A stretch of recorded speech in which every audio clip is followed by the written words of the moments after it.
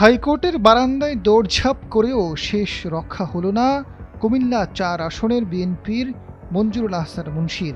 মনোনয়নপত্র বাতিল হওয়ায় নির্বাচন করার সুযোগ পাচ্ছেন না মঞ্জুরুল। এতে জামায়াত জোটের হাসনাত আবদুল্লাহর পথের বড় কাঁটা সরে গেল।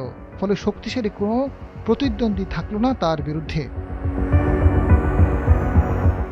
মঞ্জুরুল আহসান মুন্সীর মনোনয়ন ফিরে পেতে নির্বাচন কমিশনারের দেওয়া সিদ্ধান্তের বৈধতা চ্যালেঞ্জ করে রিট করেন হাইকোর্টে। তবে তার করা রিট খারিজ করেছেন হাইকোর্ট। ফলে তিনি নির্বাচনে অংশ নিতে পারবেন না বলে জানিয়েছেন আইনজীবীরা। বুধবার বিচারপতি রাজিক আল জলিল ও বিচারপতি আনোয়ারুল ইসলামের হাইকোর্ট বেঞ্চ এ আদেশ দেন। আদালতে মঞ্জুর আহসান মুন্সীর পক্ষে শুনানি করেন অ্যাডভোকেট আহসানুল করিম, ব্যারিস্টার হামিদুল মিসবাহ, অ্যাডভোকেট সাইফুল্লাহ আল মামুন।